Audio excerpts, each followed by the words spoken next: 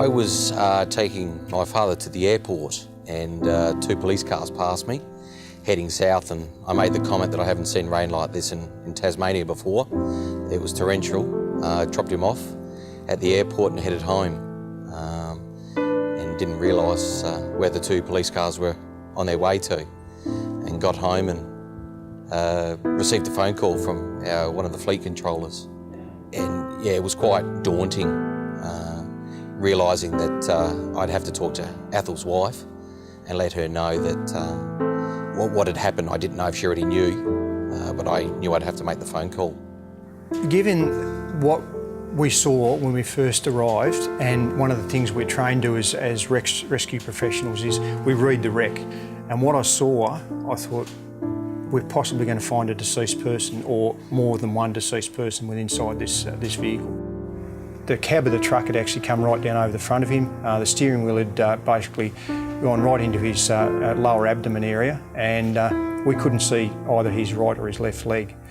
To see that Athol was there, and the people had told us prior to our arrival that he was coherent, he was trapped, I thought it might be just a small entrapment.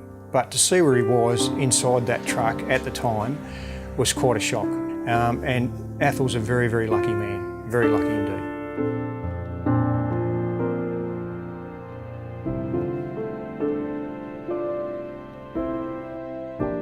I was on the trolley and saw my mother and my sister there and my wife. One of the fellas that I knew, he was the supervisor there. He said, "You've knocked yourself about a bit."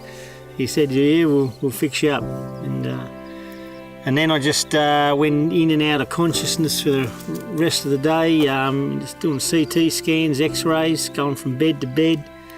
I woke up, I guess, the next day, and I was up to my hip, was all plastered.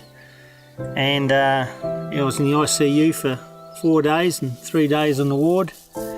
And once I could get up and about, they put some crutches under me. They said, "You're right to go home." So I was off, out of the hospital.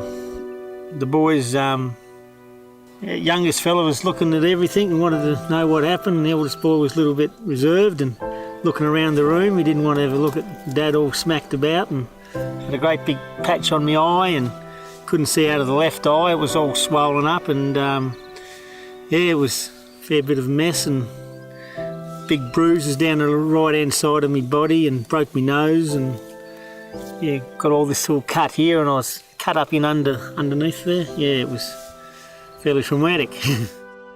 Right from the outset, when I was laying in hospital, I thought, I'm going to get out of this, I'm going to get fitter, I'm going to get stronger, and I'm just going to bust myself till I get to where I want to go.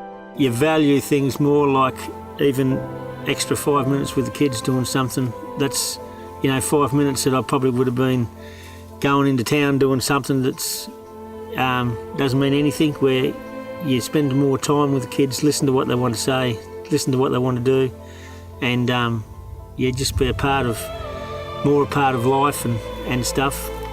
Like, you've just got to value your time, because you just don't know when it's your last time. It's just the flash of an eye, like 1 minute you're going along the road and you're thinking about, I'll have a barbecue at the weekend and go motorbike riding. Next minute you wake up, you're in hospital. I mean, it's the furthest thought from your head. Then you just, the whole thing changes, and your whole world can change. I could have been in a wheelchair, or worse. And the other effects is your immediate family, your kids and your wife, and your mothers, your brothers, your sisters.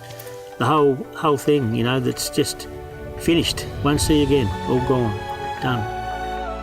It's the people waiting for you at home, and it's your work colleagues too. Like, they've got families, they've got mums and dads and sisters and daughters. And whatever the case is, everybody's responsible for themselves, but responsible for other people as well. And we've all got to work in together, we've all got to be there, we're all there for the one thing. Get paid to come home to support your children, your wife, buy your house, buy your car. So it's all a part of everything, and we've got to look after one another at work. And if you see something that's not right, let somebody know, because they mightn't even know. They might be a newbie and get run over by a forklift because they're looking the other way. They're not used to heavy vehicles, heavy industry, and just it's all done, finished, because I've been too lazy to say something to him,